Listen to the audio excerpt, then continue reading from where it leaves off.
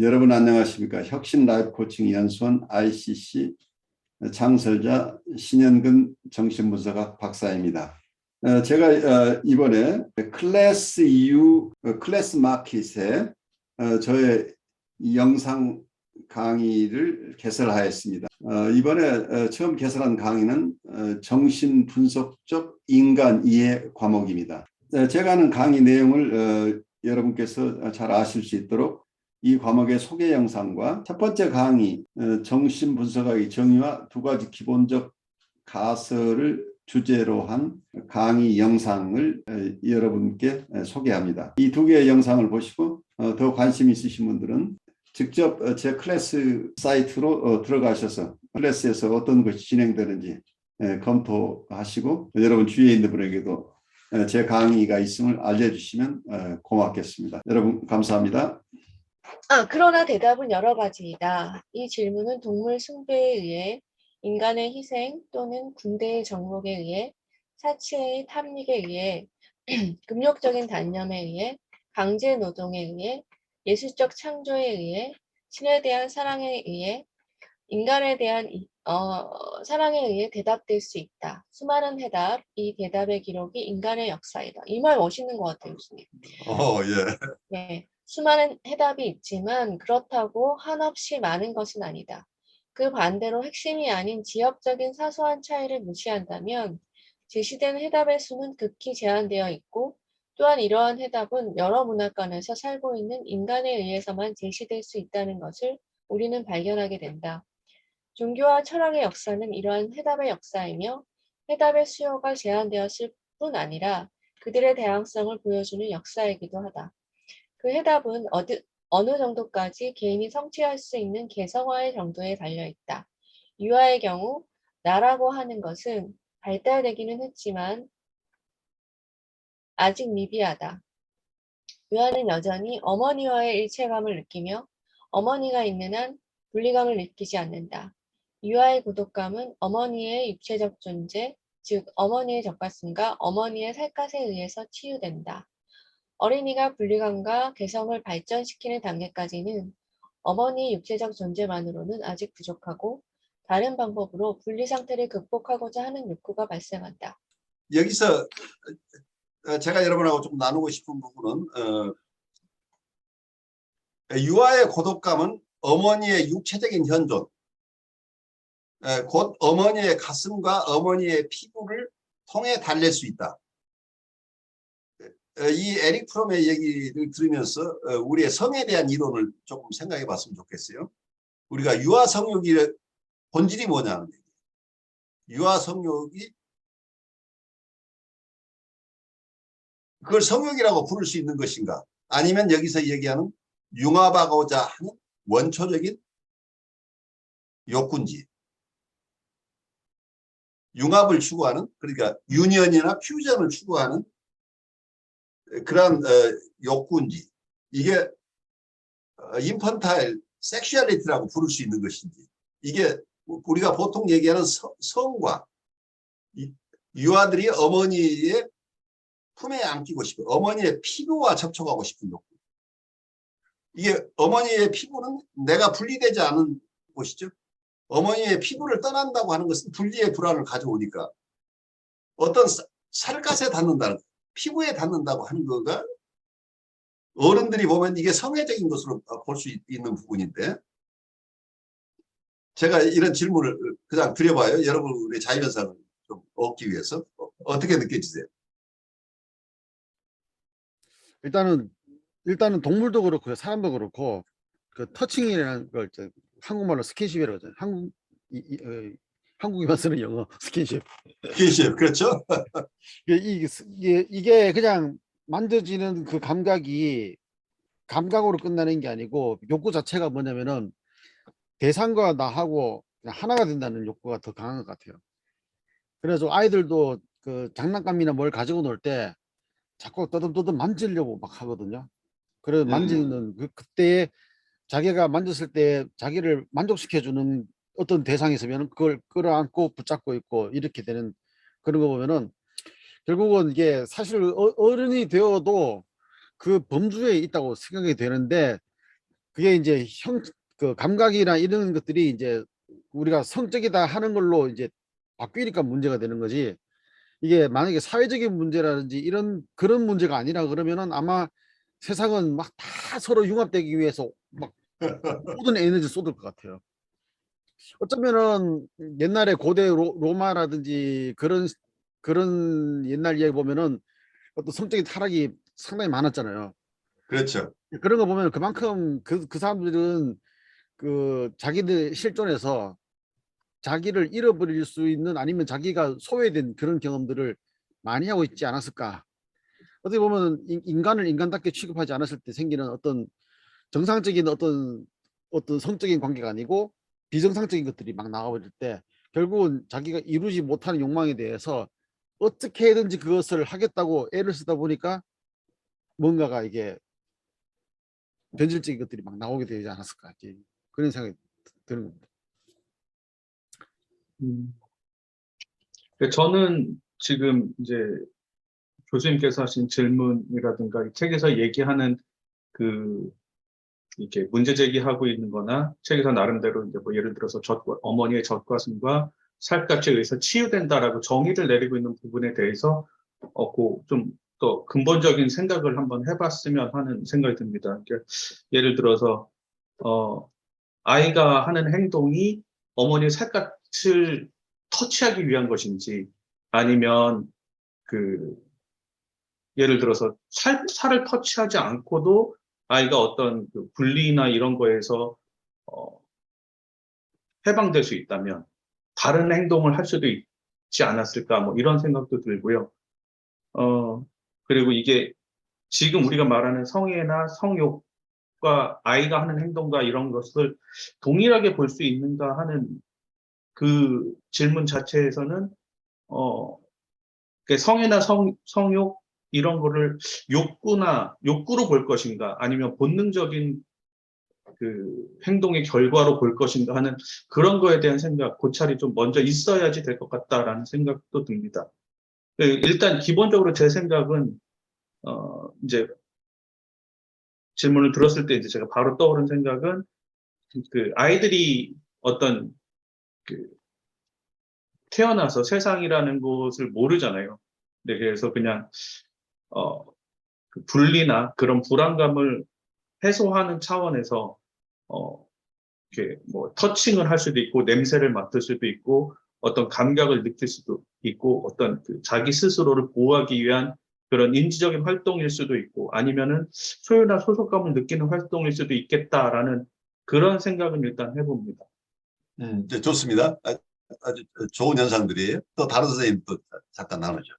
사실은 저는 제가 한 일화를 들었는데요. 그 에스키모가 아이를 키우는 방법을 들은 적이 있어요. 근데 에스키모 엄마가 굉장히 춥잖아요. 근데 어린아이를 하면은 완전히 이렇게 살갗을 이렇게 아이를 다 벗겨가지고 에스키모 엄마의 그 살갗에 완전히 밀착을 시킨 다음에 그 위에다가 옷을 입는다는 거예요. 그래가지고 계속 그걸 업고 다니면서 뭐 오줌을 누고 똥을 싸고 이래도 거기서 그냥 그대로 그냥 이렇게 배설을 하도록 놔두고 나중에 이제 집에 와서야 그거를 좀 씻겨주고 한다고 그런 얘기를 들었거든요. 그래서 인류학자들이 에스키모가 굉장히 척박한 환경에서도 살아남는 엄청난 그거를 잠재력을 가지고 있잖아요. 그러니까 그렇죠. 그거의 네. 원동력을 엄마와 어린아이의 양육 방식에서 찾은 글을 봤었어요. 근데 저도 어느 정도 그게 이해가 가고 어느 정도 그게 공감을 하는 게 사실은 시각적으로는 굉장히 분석하고 멀리 떨어져가지고 제가 우리 아이들을 키울 때 봐도 처음에는 세상을 알아가고 세상을 하는 것이 촉각을 통해서 이렇게 빨아보고 만져보고 하는 거에서부터 시작해갖고 점점 거리를 두면서 나중에는 시각으로 이제 뭐 분석을 한다든지 하는 게 이게 점점 거리가 멀어지더라고요. 그러니까 처음에는 세상을 알아가고 한다는 게 빨고 만지고 하는 거에서부터 세상을 알아가기 시작하잖아요. 그러니까 엄마와의 이 살갗을 닿는다는 게 사실은 성욕을 생각하기 전에 그 본능적인 것에서부터 시작해갖고 자기 자아를 형성하고 자기 안정적인 어떤 우리 아들하고도 오늘 제가 자존감 얘기도 했거든요. 그래요. 자존감이 엄마 내가 자존감이 조금 부족하지 않을까 뭐 이런 얘기도 막 하고 했는데 그게 어디서 오는 것일까 잠시 생각을 했었는데 그게 어쩌면 그게 처음에 어떻게 세상을 얘가 어린애가 태어나가지고 접촉하고 하면서 알듯이 엄마와의 어떤 살갗 접촉에서부터 그 자존감이 탄생할지도 모르겠다는 생각이 지금 잠깐 든 거예요. 그리고 에스키모의 그 일화도 생각이 나면서 그러니까 그게 살갗을 접촉한다는 것이 생각보다 굉장히 큰 일생의 토대를 마련해 주는 일이 아닐까. 그래서 그 어른이 된 다음에도 사실은 이성끼리도 이 접촉을 하는 것이 그게 뭐 본능적인 이끌림도 있지만은 사람이 태어났을 때 그 안정적인 그걸 다시 추구하는 그런 성향들이 있잖아요. 그래요. 그러니까 엄마와의 그 관계가 좋은 사람들이 그 여성 간의 남성 간의 그 살갗 접촉이 또 자연스럽게 다가오는 것처럼 그런 걸 다시 좀 되찾고 싶고 이런 거에서 또 그걸 찾을 수 있을지 하여튼 굉장히 중요한 자아 형성의 토대를 마련하는 그런 계기가 아닐까 하는 생각이 또 들고 그러니까 하네요. 이게 발달 심리 쪽에서 굉장히 중요한 통찰이에요. 근데 또 한쪽에서는 방어작용으로 불안을 달래는 요소로 볼 수 있기 때문에 임상에서는 어떤 분들이 심리적으로 굉장히 불안해질 때 성적 접촉이 굉장히 활발해지는 경우들이 나와요. 근데 대부분 이런 분들은 성도착적인 경향이 있는 분들이 많다는 얘기예요. 그러니까 남녀 간의 사랑을 나누면서 자연스럽게 가지는 남녀 간의 결합보다는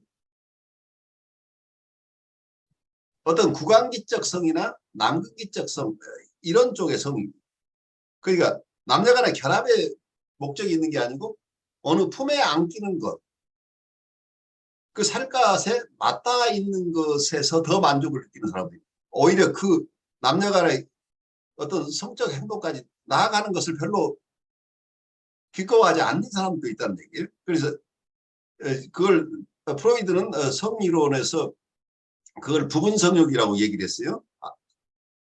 구강기적 성욕이나 남극기적 성욕 이런 학문기적 성욕 이것이 부분 성욕이 돼서 어떤 제니탈한 피어리드에 가면 이게 전체 성욕으로 통합된다 이렇게 봤는데 어쩌면 저는 그 남녀 간의 성욕은 따로 있는 것이고 그 이전에 부분 성욕이라고 하는 것은 어떤 면에서는 아이들이 발달 과정에서 최초의 어떤 피부에 접촉하고 싶어 하는 것들은 이건 성욕이라고 불러서 성욕이지. 그건 융합하고 싶은 욕구, 그 살갗을 만지고 싶은 욕구, 살갗과 하나가 돼서 융합하고 싶은 욕구의 표현일 것이다 라고 느껴지기도 해요. 이게 불안해지면 어느 대상과 융합하고 싶은 욕구가 늘어난다. 그러니까 과거에 어느 대상의 품에 있을 때 안전했던 그 특히 구강기적인 어떤 경향을 가진 사람들을 보면 그러니까 엄마 품에 안기는 성욕이라고 그게 말이 안 되니까 그게 이걸 구강기적 성욕이라고 부르는 것 자체가 말이 안 되고 사실은 성욕이라는 이름을 붙이다 보니까 오해가 된 것이고 누구나가 어렸을 때부터 어떤 대상과 하나 되고 싶은 욕구가 결국은 대상과 만나는 지점은 살갗을 통해서 만나기 때문에 다른 사람의 살갗과 접촉하고 싶은 욕구가 근원적인 욕구에 속한다고 보는 거죠. 세퍼레이션 된다는 것 자체가 실존적인 불안을 가져오니까 세퍼레이션 돼 있는 상태에서 불안하면 세퍼레이션 되지 않은 융합된 상태를 추구하니까 이게 우리 심리현상이나 어떤 사람의 행동 유형으로 보면 누군가에게 품에 안기는 이런 모습을 이 사람은 갈구한다. 그러니까 심리적으로도 누군가가 자기를 있는 그대로 다 수용해주는 대상을 찾고 있는 게 똑같은 거죠. 자기의 불안을 감당해줄 그러니까 자기를 본인의 일부로서 받아들여주는 그러니까 융합의 대상으로서 누군가를 찾고 있다는 거예요. 그러니까 이게 살갗 접촉을 추구하는 거나 심리적으로 어딘가에 의존할 대상을 찾는 거나 이걸 코웃은 이런 경우에 이 대상을 셀프 아브젝트라고 자기 대상이라 부르며 우리는 태어나서부터 죽을 때까지 셀프 아브젝트를 추구한다. 그러니까 이런 융합 대상을 찾는 경향을 우리는 다 가지고 있다고 하는 점은 우리가 부인할 수 없는 거죠. 그런데 이 이론이 이런 어떤 현상들이 있는데 이 현상들을 프로이드가 성심리학적으로 이론화를 시키다 보니까 많은 오해가 오히려 생기지 않았느냐 하는 생각이 들어요. 저는 그래서 그 부분에 대해서는 프로이드의 성이론을 저는 초기에 애는 썼지만 인간을 이해하는데 오히려 장애 요인을 가져오는 부분도 꽤 많이 있는 이론이다 이렇게 느껴요. 그러니까 이제 고독감이 분리와 연결해서 에린 프롬이 얘기한 거에서 봤을 때 이게 기본적인 거잖아요. 그래서 그렇죠. 메슬로우의 안전의 욕구와 연결이 되는 것 같아요. 기본적으로 안정감을 느껴야 되잖아요. 그렇죠. 그래서 이게 UR 고독감은 그렇게 어머니와 연결해서 치유된다라고 본 걸로 느껴집니다. 네. 네, 고마워요. 에릭 프롬이 사랑의 기술이라는 책을 이 글을 쓰게 된 그 주변 상황이 뭐 그때나 지금이나 인간의 삶이기 때문에 실존의 문제이기 때문에 뭐 크게 차이는 없는 것 같아요. 네, 그렇죠. 한 가지 이제 요즘 일어나고 있는 사회적 현상을 이렇게 보면은 아까 유아 성욕 얘기가 났지만은 너무 그쪽 편으로 그 인간관계 자체를 그쪽으로 너무 집중하고 있지 않느냐. 그러면은 그걸 바꿔 말하면은 사람들이 가지고 있는 어떤 관계에 대한 불안, 양육자와의 어떤 근원적인 그런 관계에 대한 어떤 질이 떨어져 있는 사회적인 상황, 뭐 이런 것들이 다 나타나는데 이게 문제는 뭐냐면 어떻게 보면은 정상적이지 않은 또는 지는 것이 보편화되어 버리는 이런 상황이 되었을 때 그러니까 차별하지 않는다는 의미는 맞는데 그것이 가지는 심리적인 의미는 도외시하고 그다음 다 성적인 활동이니까 똑같은 것이다라고 이해하는 것 자체가 어쩌면 여러 어려움을 가져오는 거고 오히려 그분들은 심리적으로 도움을 받아야 되고 누군가의 따뜻한 사랑을 받아야 되는 관계에서 접근하는 게 아니고 성적인 활동을 더 적극적으로 함으로써 불안을 벗어나는 이런 어떤 방어를 더 강화시키고 그 방어 방법이 어쩌면 사회적으로 용납되지 않는 방어 방법을 계속 허용해 주는 쪽이 관대한 것처럼 이렇게 받아들이는 게 뭐가 잘못된 것일 수도 있다는 생각이 들어요.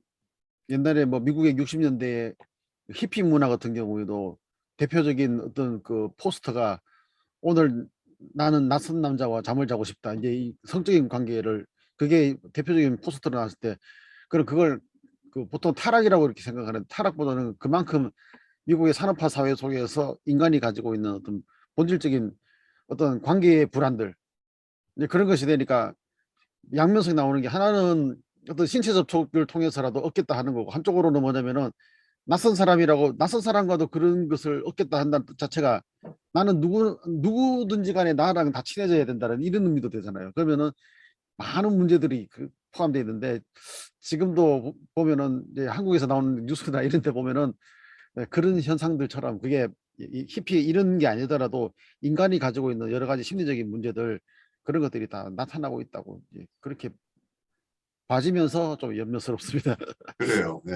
저도 지금 강 목사님 말씀하신 거랑 뭐 어떻게 보면 일맥상통할 수 있는데, 이제 오늘 말고 이제 다음 주에는 좀 더 그런 쪽으로 지금까지 이제 분리나 이런 불안의 해소 방법으로 사랑을 추구하는 거에 대해서 얘기를 했다면 실제적으로 추구하는 거에 있어서 어떤 모습을 보여야 되는가 아니고 또 그거와 함께 어떤 모습을 보이고 있는가도 함께 얘기하게 될 거잖아요. 네. 근데 지금 그 사회적인 그 시스템 아니면은 사회 공동의 가치 이런 것들이 어느 방향으로 흘러가고 있는가를 생각해 보면 우리가 이제 추구해야 되는 것과 그다음에 인정해야 되는 것 사이에 괴리가 점점 커지는 것 같아요. 그래서 특히 이제 제가 지난번에도 한번 말씀드렸듯이 그 젊은 친구들이 가지고 있는 성에 대한 개념, 사랑에 대한 개념 그런 것들이 어느 정도까지 우리가 인정을 해야 되고 어느 정도에서 우리가 다른 대안을 제시할 수 있을까 이런 거에 대한 고민이 되게 깊어지거든요. 이게 지금은 또 쉽게 잘못 얘기하면 꼰대가 돼버리니까. 그렇죠. 그래서 아예 네, 말도 그러니까 그런 말도 안 하게 되는 거죠. 그쵸. 근데 꼰대로 한 2번, 3번 찍혀버리면 그 다음부터는 아예 대화 상대가 아니라 기피 상대가 돼버리잖아요. 깊이 그러니까 이론가 됐습니다. 예, 예. 그러니까 그런 것들을 어느 수준에서 조절을 하면서 그러니까 개인적인 상담이 아니라 어떤 그 전체적인 어떤 사회적인 가치나 공동의 선을 추구하는 방향에 있어서 어떻게 우리가 이 사회를 보고 분석할 것인가 이런 거에 대한 것도 얘기하면 좋을 것 같습니다. 아주 중요한 어떤 주제예요. 우리가 같이 고민해야 되고 과거부터 있었던 어려움이 특히 현대에 와서 점점 더 어려워지는 거죠. 특히 세대 간의 갈등의 요인도 되고 있고 많은 사람이 불편함이에요. 그러니까 젊은 세대도 뭔지 사실은 자기가 추구하는 것이 어떤 성적인 추구 같은데 사실은 관계의 추구인데 이걸 이 통찰이 안 되니까 계속 어떤 그냥 성적 추구가 일시적인 만족을 가져오지만 오히려 그걸 사랑을 가져오는 게 아니고 오히려 분노를 가져오는 경우에 따라서는 증오를 가져오는 경우들이 굉장히 많다는. 그러니까 이런 것들에 대한 충분한 교육도 필요한 것으로 보여요. 그러니까 성적인 만족이 사랑을 가져온다고 하는 착각에서 벗어나야 되는 부분인데 그런 부분들은 우리도 좀 깊이 인식해야 될 부분이죠.